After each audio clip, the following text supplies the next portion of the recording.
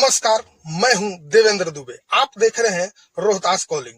Rohtas calling में आपका स्वागत है। चैनल को सब्सक्राइब करें और बेल आइकन को जरूर दबाएं। काराकाट लोकसभा क्षेत्र देश का सबसे बड़ा हॉट सीट बन गया है, जिसका मुख्य कारण है भोजपुरी के सुपरस्टार पवन सिंह का निर्दलीय प्रत्याशी के रूप में मैदान में होना।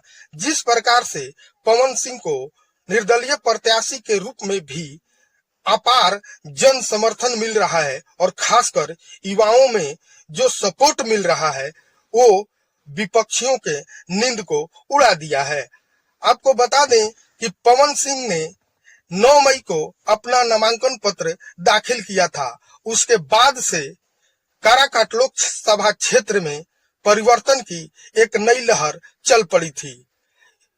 आपको बता दें कि पवन सिंह के नामांकन के बाद विपक्षियों द्वारा भी कई तरह के षड्यंत्र की आशंका जताई जा रही थी, जिसको देखते हुए पवन सिंह ने काराकाट लोकसभा में एक नया ट्विस्ट ला दिया। आपको ट्विस्ट तो जरूर बताएंगे, लेकिन पहले जान लीजिए कि पवन सिंह ने सारे प्रत्याशियों का नींद हराम कर दिया है।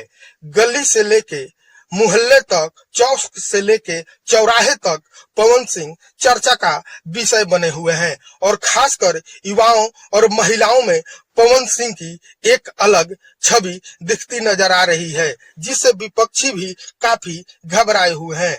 अब बताते हैं कि पवन सिंह ने क्या ट्विस्ट ला दिया है, जिससे काराकाट लोकसभा एक बार फिर दिलचस्प होता नजर आ रहा है। जैसे ही पवन सिंह को इस बात की आशंका हुई कि मेरा नामांकन किसी षड्यंत्र के तहत रद्द कराया जा सकता है, तो पवन सिंह ने अपनी मां प्रतिमा देवी को काल अंतिम दिन नामांकन कर सबको चौंका दिया। पवन सिंह ने विपक्षियों के चक्रव्यूह में फंसने के बजाय उन्हें एक मात दे दी और अपनी मां का नामांकन कराकर सबको हैरत में डाल दिया। अब देखना है कि विपक्षी इस पवन सिंह के चाल को कैसे समझ पाते हैं और कैसे इसे निकल पाते हैं।